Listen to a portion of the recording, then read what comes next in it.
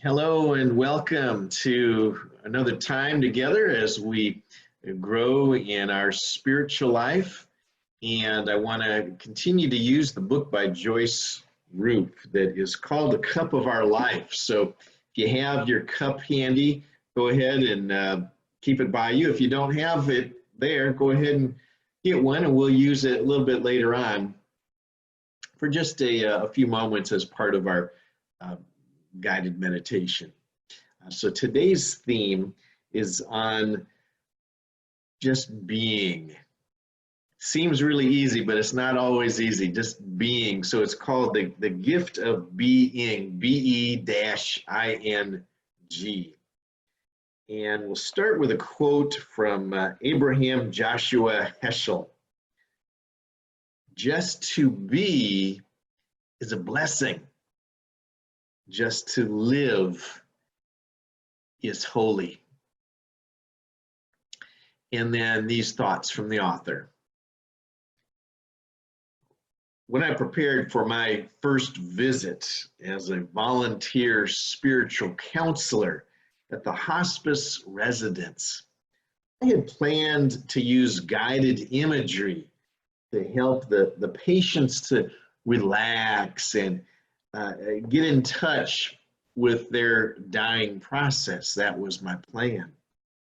Well, that plan was short-lived. No pun intended by the author, I'm sure.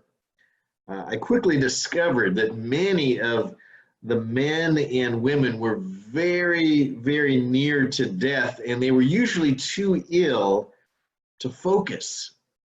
And sometimes in a near coma stage. Now, once in a while, they just needed to talk a little bit, talk through some of their fears, some of their concerns. But usually they were very content for me to just be a hopeful presence, helping them know that they're not alone. That's all they needed. I found that task much more difficult.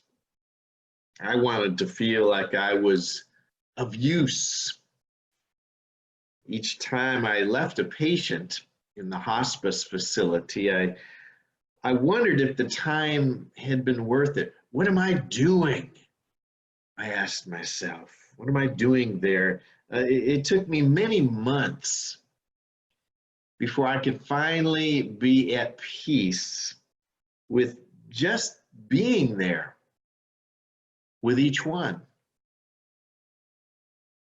I now love to sit by the bedside with a dying person.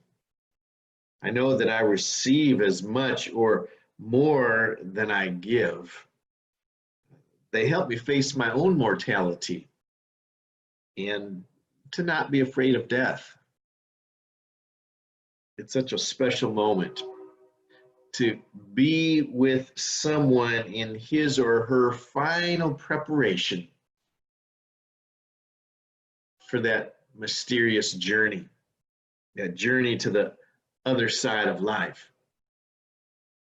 We in the Western world have been conditioned to think that it's only by our doing that we can make a difference. We have to have something to show for our good intentions. That's the way we're trained. And while action is a vital part of Christian love, it has little effect without the quality of being with it. Sometimes the being part of our care is really what the other one genuinely needs.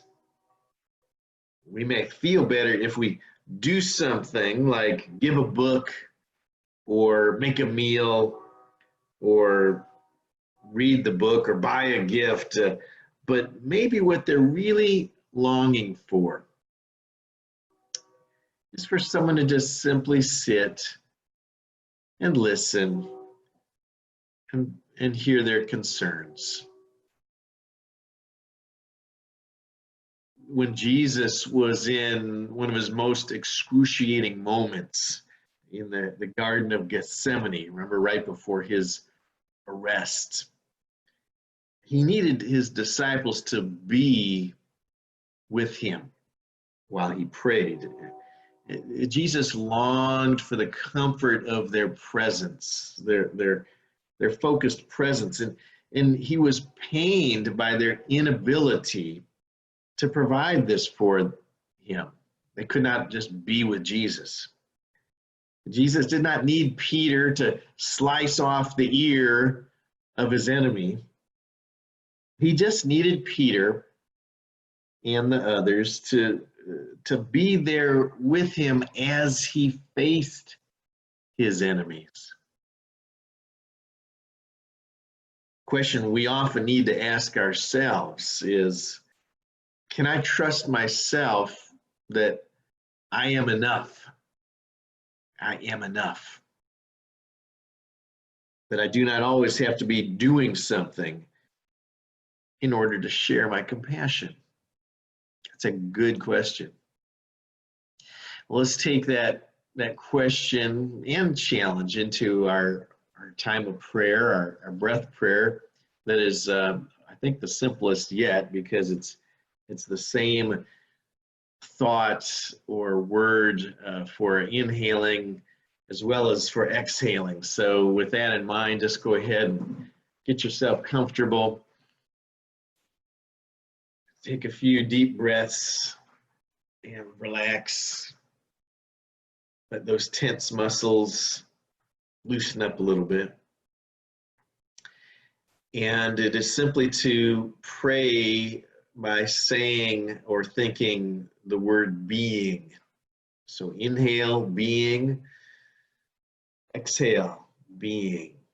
We're just trying to be. Inhale, being. Exhale, being. Do that several times.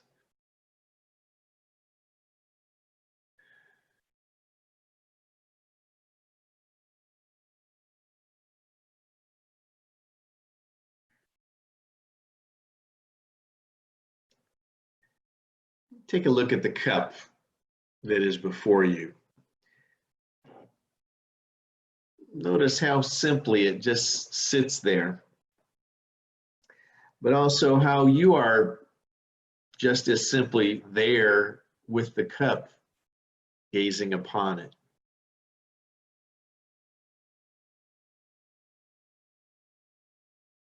Now, intentionally recall the divine compassion that is God within you. Be aware of God's presence.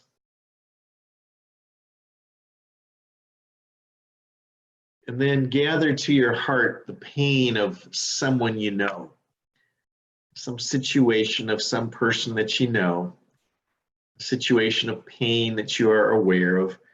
Gather that person to yourself in your thoughts. And simply be with that person now in their pain. Just visualize their face or their situation. You're not solving their pain. You're not taking it away. You're just being with them in their time of pain.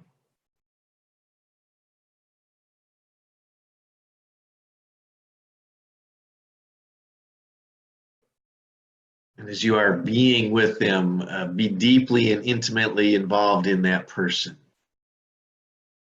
You're so focused, you're not thinking about what you're going to do later in the day or what you've done before. You're just focusing on that person and their needs and their situation and their feelings.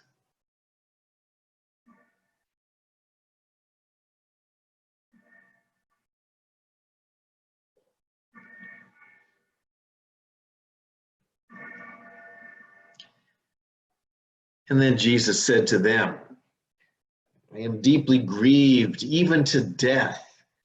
Remain here and stay awake with me. And then he came to the disciples later and found them sleeping. And he said to Peter, so you could not stay awake with me 1 hour?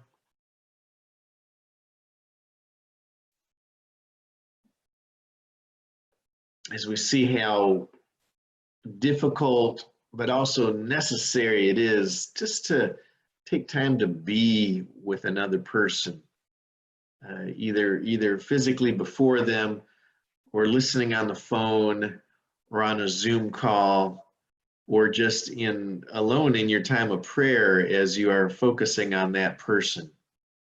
As we consider these challenges, but also how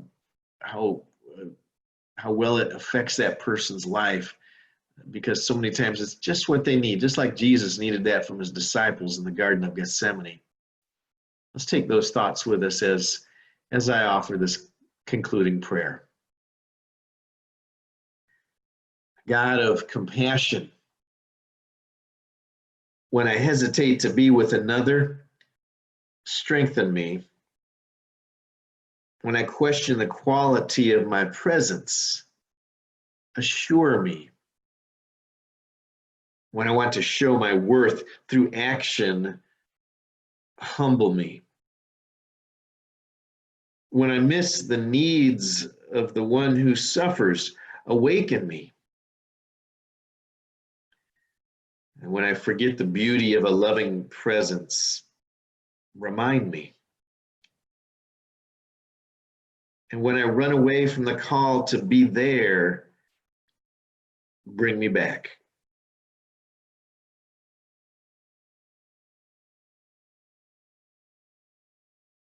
Lord, remind each of us today and always that just to be is a blessing. Just to be is a blessing in itself. All praise be to you, our God of divine compassion. Amen. Well, thank you so much for taking some time with me as we delve into the inner life, and I hope that was helpful for you, and I hope that you can take that with you in your day or in your week, especially as we interact with others in person or virtually or in our time of prayer. And so may God bless you in all those times as well. Until next time, bye-bye.